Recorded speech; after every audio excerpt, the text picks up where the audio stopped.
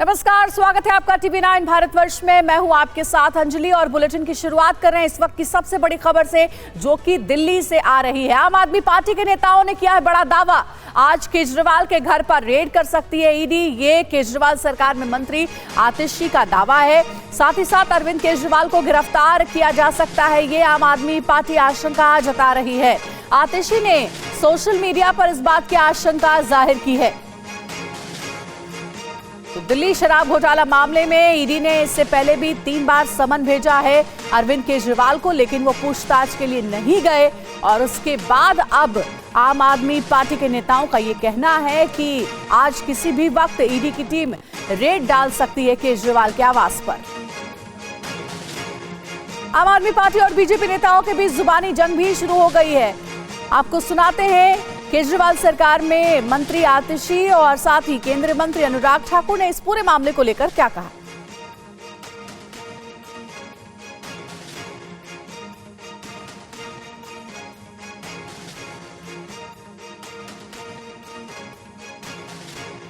हम उनकी ईडी और सीबीआई की धमकियों से डरने वाले नहीं हैं। वो जितने समन भेज लें, जितने केस कर लें, जितनी गिरफ्तारियां कर लें, हम फिर भी पूरी शिद्दत के साथ भारतीय जनता पार्टी के खिलाफ लड़ते रहेंगे। आज सबसे बड़ी बेईमान पार्टी आम आदमी पार्टी बनी है, जिनके एक नहीं अनेक मंत्री जेल में है, उप मुख्यमंत्री जेल में है। अब मुख्यमंत्री भ्रष्टाचार के मामले में ईडी के समन को बार बार नकार के हाजिर नहीं हो रहे हैं। और बड़ी खबर आपको दे दे, दिल्ली के मंत्री सौरभ भारद्वाज ने भी सोशल मीडिया पर आशंका जताई है कि पूछताछ के बहाने केजरीवाल को ईडी गिरफ्तार कर सकती है। चुनाव प्रचार से रोकने के लिए ईडी का इस्तेमाल हो रहा है, सौरभ भारद्वाज का यह आरोप है।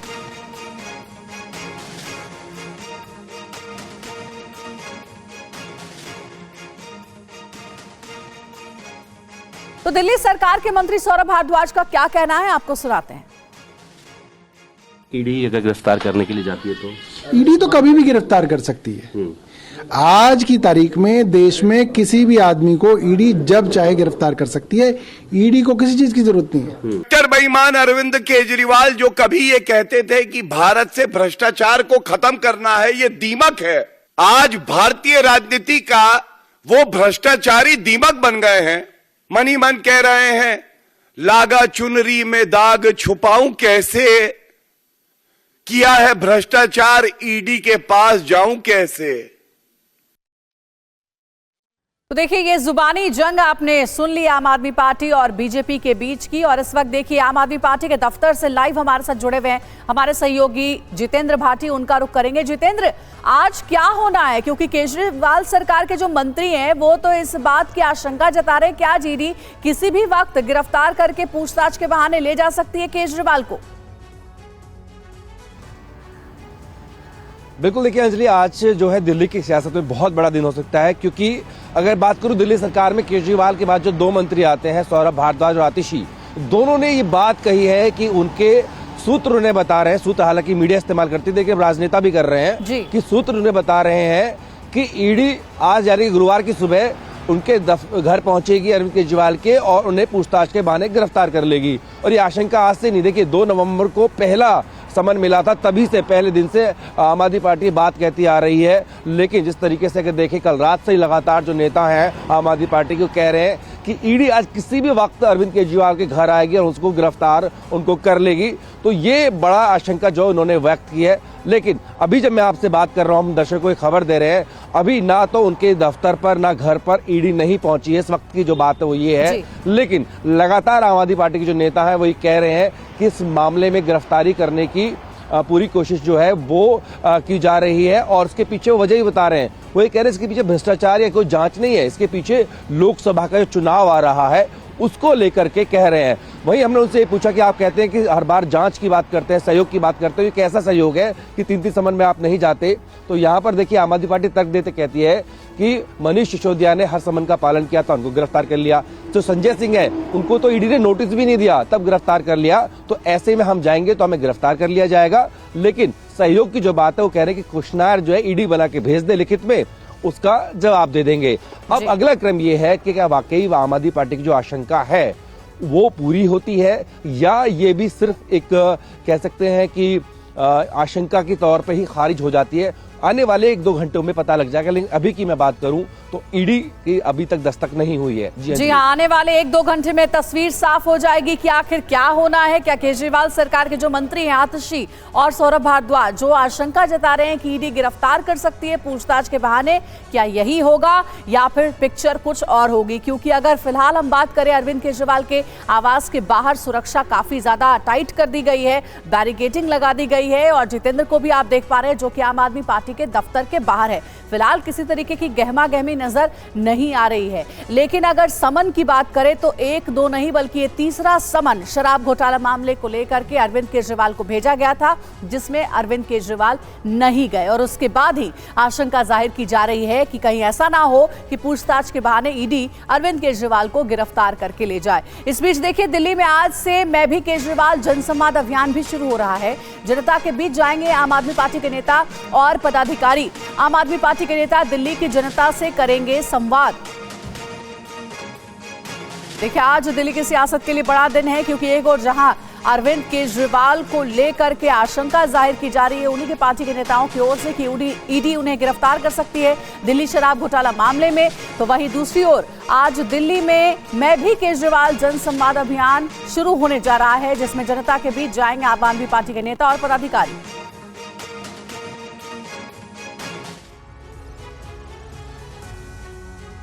शराब घोटाले में बार बार समन मिलने के बाद भी अरविंद केजरीवाल ईडी के सामने पेश नहीं हो रहे हैं। आम आदमी को आशंका है कि केजरीवाल की गिरफ्तारी हो सकती है। इन सभी आशंकाओं के बीच आम आदमी पार्टी दिल्ली में आज से मैं भी केजरीवाल जनसंवाद अभियान की शुरुआत करने जा रही है। आम आदमी पार्टी दिल्ली की जनता से सीधे जुड़ने के लिए दिल्ली में आज से मैं भी केजरीवाल संवाद कार्यक्रम की शुरुआत करने जा रही है। इस कार्यक्रम में पार्टी कार्यकर्ता पदाधिकारियों के साथ मंत्री, विधायक और पार्षद शामिल होंगे। इन कार्यक्रमों के जरिए आम आदमी पार्टी लोगों तक अपनी बात पहुंचाने की कोशिश करेगी, देश के अहम मुद्दे पर, समस्याओं पर जनता से राय लेगी। इससे पहले मैं भी केजरीवाल हस्ताक्षर अभियान चलाया गया था। राजधानी के 23 लाख से अधिक घरों से संपर्क किया गया था। लोगों से राय मांगी गई थी कि अगर केजरीवाल की गिरफ्तारी होती है तो क्या करना चाहिए। दावा किया जा रहा है कि अधिकतर लोगों ने राय दी है कि केजरीवाल को दिल्ली के मुख्यमंत्री पद से इस्तीफा नहीं देना चाहिए। अब देखना होगा कि मैं केजरीवाल संवाद कार्यक्रम में कितना फायदा मिलता है। मोदी सरकार लोकसभा चुनाव से पहले सीएए लागू करने वाली है। सूत्रों की माने तो सरकार जल्द ही नोटिफिकेशन की तैयारी में है। आपको दिखाते हैं इससे जुड़ी एक रिपोर्ट। देश में जल्द ही नागरिकता संशोधन कानून यानी सीएए लागू हो सकता है। क्या मोदी सरकार नागरिकता संशोधन कानून 2019 यानी सीएए को लोकसभा चुनाव से पहले लागू कर सकती है? सूत्रों की माने तो लोकसभा चुनाव की घोषणा से पहले अधिसूचित कर दिया जाएगा। सूत्रों के मुताबिक सरकार ने सीएए को लेकर नियम बना लिए हैं। ऑनलाइन पोर्टल भी तैयार हो गया है। सीएए के नोटिफिकेशन को लेकर तैयारियां पूरी हैं। सरकार जल्द ही सीएए के लिए नियमावली जारी करेगी। नियम जारी होने के बाद कानून लागू हो जाएगा। नियमों के तहत पात्र लोगों को भारतीय नागरिकता दी जा सकेगी। खबर यह भी है कि मोदी सरकार इसी महीने सीएए को लेकर बड़ी घोषणा कर सकती है। आपको बता दें कि कानून के तहत सिर्फ 3 देश पाकिस्तान, अफगानिस्तान और बांग्लादेश से धार्मिक आधार पर प्रताड़ित होकर आए लोगों को नागरिकता मिलेगी। 3 देशों के 6 धार्मिक समूह हिंदू, सिख, बौद्ध, जैन, पारसी और ईसाई शरणार्थियों को ही भारत की नागरिकता मिलेगी। सीएए का भारतीय नागरिकों से कोई लेना देना नहीं है। ये नागरिकता देने का कानून है। इससे किसी की नागरिकता नहीं जाएगी। वहीं मोदी सरकार ने सीएए लागू होने के बारे में कोई औपचारिक ऐलान नहीं किया है, लेकिन सियासी पारा अभी से भी गर्म हो गया है। सीएए लागू होने की खबर आते ही राजनीतिक सरगर्मियां तेज हो गईं। विपक्षी दल इसे चुनावी हथकंडा बताने में जुटे हैं। सीएए को लेकर सवाल मुस्लिम नेता और धर्मगुरु भी उठा रहे हैं। एआईएमआईएम अध्यक्ष असदुद्दीन ओवैसी ने सीएए को संविधान विरोधी बताया है। CAA is anti-constitution.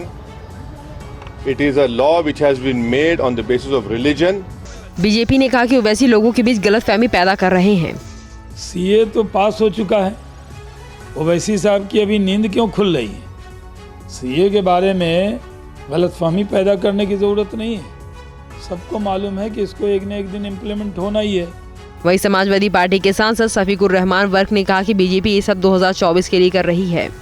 पार्लियामेंट का इलेक्शन के सामने है, ये सब जो कुछ भी कर सकते हैं उसमें मुमकिन हो सकता है।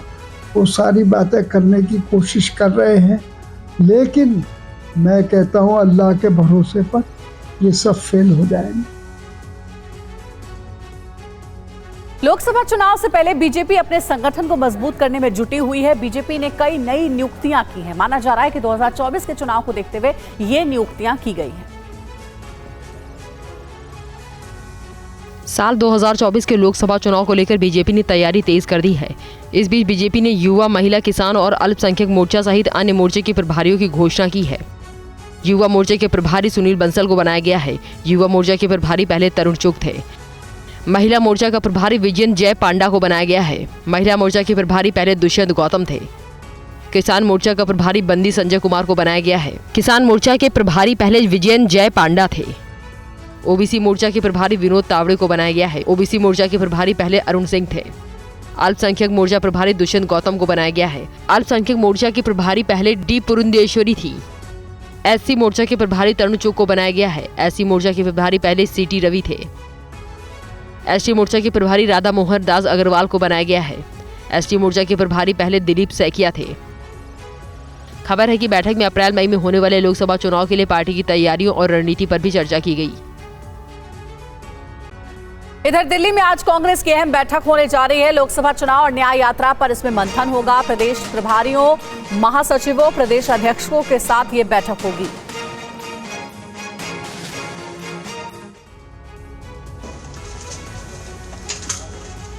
लोकसभा चुनाव को लेकर कांग्रेस काफी एक्टिव है। मिशन 2024 में कांग्रेस जी जान से जुट गई है। कांग्रेस बड़े पैमाने पर तैयारी कर रही है। लोकसभा चुनाव और कांग्रेस की न्याय यात्रा को लेकर दिल्ली में आज मीटिंग होने जा रही है। दिल्ली में कांग्रेस के महासचिव, प्रभारी प्रदेश अध्यक्ष को कांग्रेस अध्यक्ष मल्लिकार्जुन खड़गे ने दिल्ली बुलाया है। बैठक में लोकसभा चुनाव की रणनीति पर चर्चा होगी। कांग्रेस की इस मीटिंग में न्याय यात्रा पर विस्तार से मंथन किया जाएगा। ये यात्रा 14 राज्यों से होकर गुजरेगी। इसके लिए सभी राज्यों के पीसीसी अध्यक्ष और सीएलपी नेताओं से बातचीत की जाएगी। मीटिंग में न्याय यात्रा के रूट पर मंथन होगा। बताया जाता है कि आज की बैठक में न्याय यात्रा का लोगो और डिजाइन का ऐलान होगा। इसके बाद 8 तारीख को दोबारा बैठक होगी, जिसमें यात्रा के रूट के बारे में फाइनल फैसला होगा। यात्रा से 2 दिन पहले यानी 12 जनवरी को न्याय यात्रा का थीम सॉन्ग लॉन्च किया जाएगा। बीजेपी जहां रामलला की प्राण प्रतिष्ठा को लेकर जन जन तक जाने की कोशिश कर रही है, वहीं कांग्रेस न्याय यात्रा के तहत जनता के बीच पैड बनाने की कोशिश करेगी। इंडिया गठबंधन में संयोजक पद को लेकर एक बार फिर नीतीश कुमार का नाम चर्चा में है। नीतीश और उद्धव ठाकरे के बीच इस मुद्दे को लेकर टेलीफोन से बातचीत भी हुई है। मिशन 2024 को लेकर इंडिया गठबंधन की कई दौर की बैठक हुई है, लेकिन संयोजक को लेकर अभी तक फाइनल नाम सामने नहीं आया है। नीतीश कुमार को इंडिया गठबंधन का संयोजक बनाने पर एक बार फिर से चर्चा तेज है। इस चर्चा के बीच नीतीश कुमार और उद्धव ठाकरे के बीच फोन पर बातचीत हुई है। बताया जा रहा है कि दोनों के बीच इंडिया गठबंधन के संयोजक पद को लेकर चर्चा हुई है। जेडीयू ने कहा कि अगर नीतीश कुमार को जिम्मेदारी मिलती है तो वो बखूबी निभाएंगे। उनका लंबा राजनीतिक अनुभव है। 17-18 वर्षों से वो बिहार के मुख्यमंत्री हैं, जिसमें उन्होंने काफी उन्नति वहाँ के जनजीवन में लाई है और केंद्र सरकार में भी अटल जी के नेतृत्व में काम करने का उनका लंबा अनुभव है। कोई जिम्मेदारी अगर इंडिया गठबंधन के घटक दल मिलकर के देंगे, उसका स्वागत होगा। बीजेपी ने कहा कि इंडिया गठबंधन का कोई वजूद नहीं है। एक आध सीट भी नहीं जीत पाएंगे। 40 की 40 सीट हम लोग जीतेंगे। वो एनडीए अलायंस के कन्वेनर भी बन जाएं तो कोई फर्क पड़ने वाला नहीं है, क्योंकि मोदी जी का आना तय है। आएंगे मोदी और भारत को विश्व गुरु बनाएंगे मोदी। भगवान राम के अपमान पर सियासी घमासान जारी है। शरद गुट के नेता जितेंद्र आह्वाड के बयान पर भड़की बीजेपी। आह्वाड ने भगवान राम को बताया था मांसाहारी।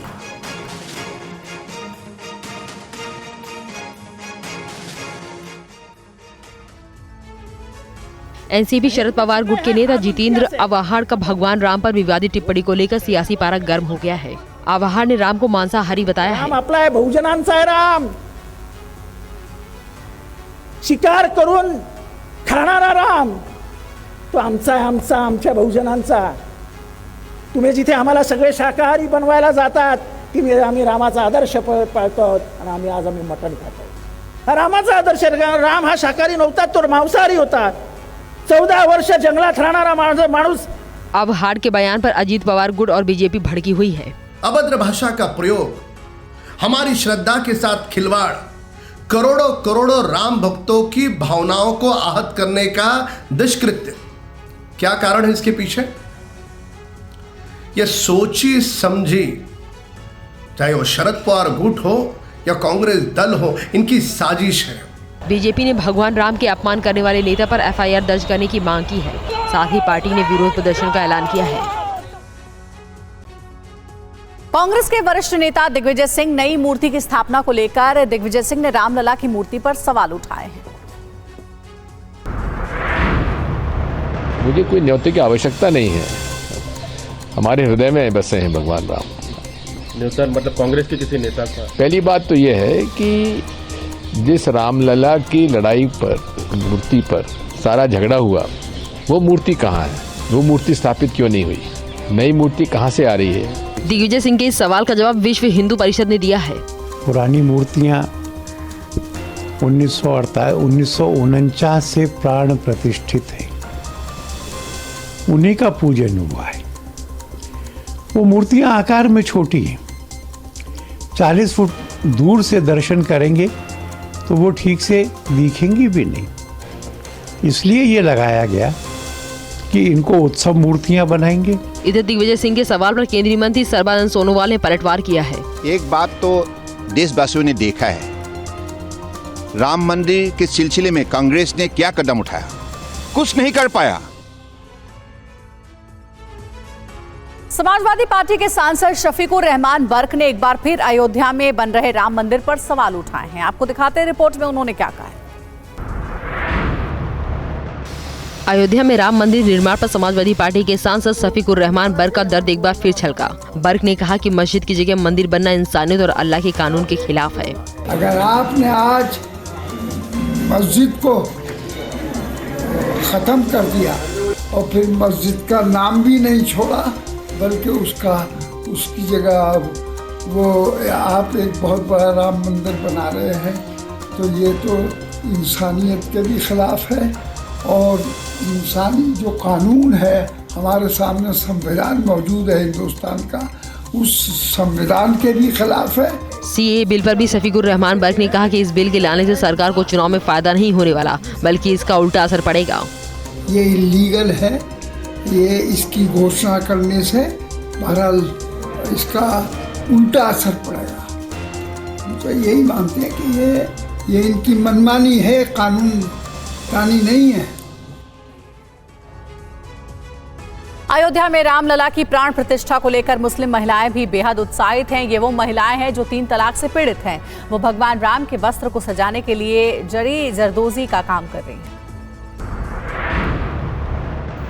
ये महिलाएं इस्लामिक कट्टरता और दुश्वारियों से पीड़ित हैं। 3 तलाक पीड़ित इन महिलाओं ने राम की शरण ली है। अपने हुनर के जरिए वो रामलला के वस्त्रों को सजाने संवारने में लगी है। रामलला के वस्त्र में खूबसूरती के लिए जरी जरदोजी का भी काम किया जाएगा। इस ड्रेस को लेकर ये अयोध्या जाएंगी और वहाँ के महंत को इन खूबसूरत पोशाक को सौंपेंगी। ये मखमली कपड़ा है जो कि वो अच्छा लगता है ये कपड़ा, और इसमें नग वग सब चीज़ की कढ़ाई होगी। देखिए ये सौगात, ये भगवान राम जी के लिए वस्त्र बनाए जा रहे हैं। जो अयोध्या में राम मंदिर तैयार हो रहा है, ये वस्त्र वहाँ भेजे जाएंगे तैयार करवा के। हम वस्त्र भी तैयार कर रहे हैं, इसके साथ साथ जरीदोजी का काम, कारचोपी का काम जो महिलाएं जानती हैं उनसे इस पे कारचोपी का काम भी करवाया जाएगा। और इन वस्त्र को हम अयोध्या लेके जाएंगे और भगवान राम को भेंट करेंगे। रामलला के लिए ड्रेस बनाने वाली महिलाओं का कहना है कि उनमें ज्यादातर जरी जरदोजी का काम और कपड़े सिलकर अपनी जीविका चलाती हैं। उनकी भगवान राम में आस्था है। बरेली की इन महिलाओं को देखकर समझा जा सकता है। अयोध्या में भगवान राम की प्राण प्रतिष्ठा से पहले वाराणसी का एक अनूठा बैंक चर्चा के केंद्र में है। इस बैंक में लोग राम नाम डिपॉजिट करते हैं। बैंक के सेक्रेटरी खुद हनुमान जी हैं। वाराणसी में राम रमापति बैंक की अनूठी कहानी है। मान्यता है कि इस बैंक में लोग राम नाम की पूंजी जमा करते हैं तो उनकी मनोकामना पूरी होती है। अपनी मनोकामना लेकर आइए प्रभु के आगे, उनके आगे गिड़गिड़ाइए, अर्जी दीजिए कि हमारी मनोकामना पूर्ण करे। वो पूर्ण करना उनका कार्य है। अब आप कितनी श्रद्धा से उस कार्य को कर रहे हैं ये आपके ऊपर डिपेंड करता है। राम रमापति बैंक की इन गठरियों में राम नाम की पूंजी है जो 1926 से लगातार चल रही है। बैंक की तर्ज पर यहाँ खाता खुलवाने और संकल्प के बाद लोन भी मिलता है। बैंक में कई देशों के नागरिकों का खाता है और 19 अरब से ज्यादा राम नाम की जमा पूंजी है। 19 अरब 42 करोड़ 34 लाख 25 हजार श्री राम नाम का कलेक्शन है। रामनवमी वाले दिन से 10 दिन तक राम जन्मोत्सव मनाया जाता है। ये सोचिए कि एक श्री राम की परिक्रमा करने के बाद भगवान श्री गणेश जो है प्रथम पूज्य हो गए। अब 19 अरब 45 करोड़ श्री राम नाम की परिक्रमा जो करेगा उसको क्या फल प्राप्त होगा। राम रमापति बैंक के ऑडिटर स्वयं भगवान राम को बनाया गया है। और बुलेटिन में अगली खबर का रुख करें उससे पहले आपको बता दें, TV9 भारतवर्ष के खास शो 5 एडिटर्स में आज स्टूडियो में होंगे केरल के राज्यपाल आरिफ मोहम्मद खान। किसके है भगवान राम, क्या बोले आरिफ मोहम्मद खान। 5 संपादकों के साथ आरिफ मोहम्मद खान की खास बातचीत देखिए दोपहर 1:50 पर। और अब अगली खबर का रुख करते हैं हरियाणा से। यह खबर, हरियाणा में जल्द ही खट्टर सरकार कई स्पोर्ट्स नर्सरी ओपन करने जा रही है। इसमें बड़ा सहयोग देगी बैडमिंटन खिलाड़ी सानिया नेहवाल। मैं धन्यवाद देना चाहती हूँ मुख्यमंत्री सर खट्टर सर का, जो उन्होंने मुझे यहाँ आज बुलाया। बैडमिंटन खिलाड़ी और हरियाणा की रहने वाली सानिया नेहवाल अब नए खिलाड़ियों को ट्रेन करेंगी। उन्होंने खुद इसकी जानकारी देते हुए कहा कि चंडीगढ़ स्थित मुख्यमंत्री आवास संत कबीर कुटीर पर सीएम मनोहर लाल से भेंट की। इस अवसर पर मुख्यमंत्री ने उन्हें भविष्य उज्जवल के लिए आशीर्वाद दिया। वो काफ़ी इंटरेस्टेड हैं स्पोर्ट्स को आगे बढ़ाने के लिए हरियाणा में, और उन्होंने डिस्कस किया कि वो बहुत सारी नर्सरीज ओपन करना चाह रहे हैं, स्पोर्ट्स नर्सरी हरियाणा में। और मैं उनको पूरा सपोर्ट देना चाहती हूँ, क्योंकि मैं स्पोर्ट्स पर्सन हूँ। तो मैं जिस तरह से स्पोर्ट्स को आगे बढ़ावा दे सकूं, मैं उसके लिए उसको पूरा सपोर्ट करना चाहती हूं। सानिया ने यह भी कहा कि सीएम खट्टर ने स्पोर्ट्स के लिए जो कुछ भी किया है वो ऐतिहासिक है। उन्होंने बैठक के दौरान अपने विजन को भी नेहवाल के साथ शेयर किया, जिस पर संभव मदद का उन्होंने भरोसा दिया।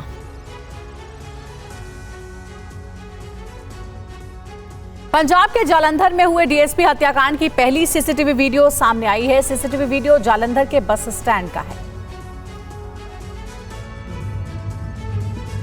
वर्कशॉप चौक के पास शराब ठेके पर लगे सीसीटीवी से बड़ा खुलासा हुआ है। 2 मिनट 33 सेकंड की इस वीडियो से साफ है कि डीएसपी दलवीर सिंह ने ई रिक्शा की थी। वो नए साल की रात चादर लपेटे हुए बस स्टैंड से बाहर आए और ई रिक्शा चालक को अपने साथ जाने को कहा। ई रिक्शा में बैठकर जाते हुए दिखाई दे रही हैं। डीएसपी दलवीर सिंह हत्याकांड में पुलिस ने लामड़ा निवासी विजय नाम के एक ऑटो चालक को गिरफ्तार किया है। पुलिस के मुताबिक डीएसपी विजय के ही ऑटो में बैठकर घर को निकले थे। खबर है कि पुलिस ने आरोपी को गिरफ्तार किया, हालांकि आधिकारिक पुष्टि नहीं की गई है। जांच में ये भी सामने आया है कि डीएसपी दलबीर सिंह दयोल ने वर्कशॉप चौक के पास स्थित मामे के ढाबे पर नॉनवेज खाया था। ऑटो चालक वहां पर भी उनके साथ था। शराब ठेके पर लगी सीसीटीवी कैमरे की फुटेज से सामने आया है कि डीएसपी ने अपना रिवॉल्वर ऑटो चालक को पकड़ा रखा था। वर्कशॉप चौक से ऑटो चालक डीएसपी को लेकर चला। नशे में डीएसपी ने ऑटो चालक को गाली दी, जिसके बाद डीएसपी की रिवॉल्वर से ही माथे पर गोली मारकर हत्या कर दी। हालांकि मामले की जांच अब भी जारी है। डीएसपी दलवीर सिंह का शव बल्टन पार्क वाली रोड पर मिला था, पर से उनकी पहचान हुई थी। सीतापुर में एक बार फिर बाबा का बुलडोजर चला। इस दौरान दबंगों से पुलिस को जूझना पड़ा।